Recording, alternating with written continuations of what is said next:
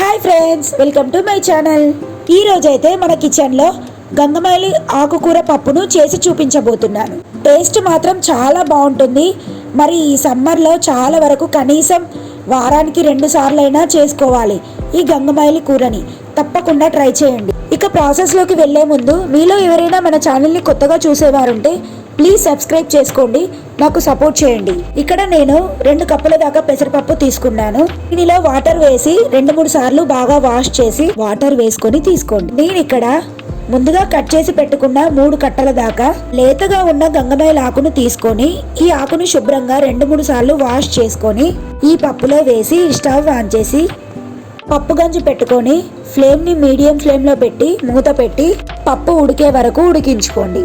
ఇలా నిమ్మకాయ సైజ్ అంత చింతపండు తీసుకొని వాటర్తో వాష్ చేసుకొని వాటర్లో వేసుకొని పక్కన పెట్టుకోండి. ఇక ఒకసారి మధ్యలో మూత తీసి అంతా కలిపి ఇందులోనే రుచికి సరిపడే సాల్ట్ వేసుకొని తరువాత ఇందాక తీసిన వెల్లుల్లి రెబ్బలు, ఇందులోనే 5-6 పచ్చిమిర్చి, 1 టీ స్పూన్ జీలకర్ర వేసి వీటిని కచ్చా పచ్చాగా దంచి తీసుకొని ఈ పప్పులో వేసి కలపండి. ఈ పప్పులో ఇదే టేస్ట్. ఈ పప్పులో వెల్లుల్లి, పచ్చిమిర్చి, జీలకర్ర వాటితోటే టేస్ట్ వస్తుంది.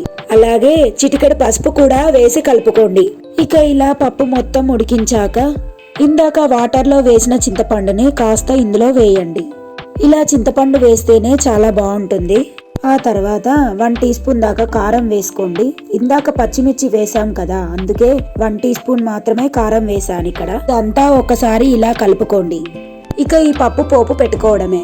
ఆ తర్వాత స్టవ్ ఆన్ చేసి కడాయి పెట్టుకొని 2 టేబుల్ స్పూన్ దాకా ఆయిల్ వేసి ఆయిల్ హీట్ అయ్యాక కచ్చా పచ్చాగా చేసిన వెల్లుల్లి రెబ్బలు, ఇంకా ఎండుమిర్చి, ఇంకా కట్ చేసిన ఆనియన్స్ వేసి ఇందులోనే పోపు దినుసులు వేసి ఒక్కసారి అంతా కలిపి అలాగే చిటికడి పసుపు, 2-3 కరివేపాకు రెమ్మలు వేసి ఇవి కాస్త కలర్ వచ్చేదాకా వేపుకోండి. ఇక ఈ పోపుని పప్పులో వేసి ఒకసారి కలిపి ఫ్లేమ్ని మీడియం ఫ్లేమ్లో పెట్టి కాసేపు ఉడికించుకోండి. ఇక గుమగుమలాడే గంగమైలి ఆకుకూర పప్పు రెడీ. చాలా చాలా బాగుంటుంది.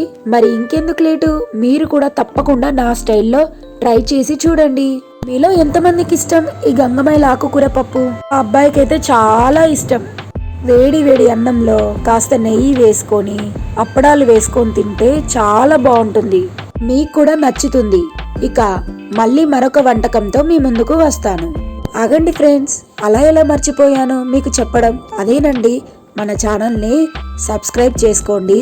అలాగే లైక్ చేసి షేర్ చేయండి మీ ఫ్రెండ్స్ అండ్ ఫ్యామిలీ మెంబర్స్కి. Thank you friends, bye.